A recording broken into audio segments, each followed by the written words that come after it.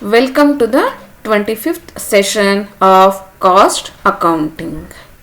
Myself, Dr. Nagamani K.N., Assistant Professor, Department of Commerce, Government First Grade College, KGF. As this is the third chapter introduction, the chapter name is Labor Cost. So in this session, I am going to discuss about meaning and types of labor cost and also meaning of some basic concepts. First, what is the meaning of labor cost? Labor cost means it is the wages paid to laborers who are engaged in production of goods and services. This labor cost includes two types of expenses. One is monetary expenses and another one is non-monetary expenses. These two expenses incurred by the employer on workers engaged in the production of goods and services. What are the examples of monetary expenses? Are wages, dearness allowances, employer's contribution to provident fund, employees state insurance, bonus, pension, retirement, gratuity, etc. And the examples of non-monetary expenses are recreation facilities, medical facilities, subsidized food, housing, education, etc.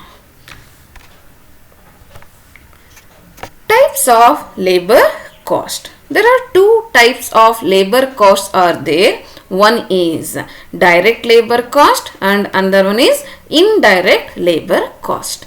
First, we will discuss what is the meaning of direct labor cost.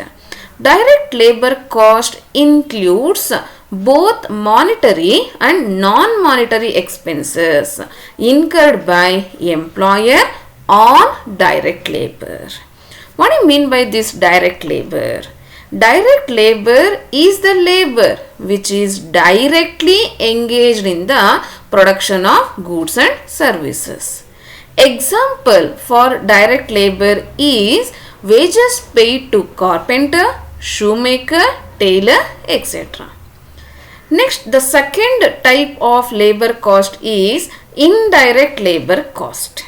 Indirect labor cost includes all the monetary and non-monetary expenses incurred by employer on indirect labor.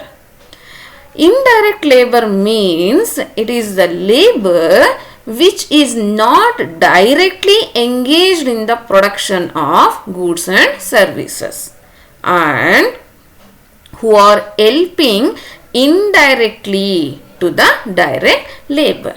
Example of indirect labor are salary paid to supervisors, inspectors, peons, watchmen, etc. Next, meaning of labor cost control. Labor cost control refers to the control of cost per unit of production with the help of proper employment and efficient utilization of labor force. And you should keep in your mind, it is very important that here labor cost control includes only proper employment and effective utilization of labor force and not with the reduction of wage rates. They should not reduce the wage rates of the employees, but they have to control the labor cost with the help of proper employment and effective utilization of labor force. Then, meaning of idle time. Idle time is the time for which wages are paid, but from that time no production is obtained. And this idle time is the difference between the time for which the workers are paid and the time which they actually spend on production. For example, standard number of working hours is 8, but workers actually worked is 6 hours, and that 2 hours is called as idle time. Then meaning of overtime. Overtime is the work done by a worker over and above the normal working hours in a day or during a week.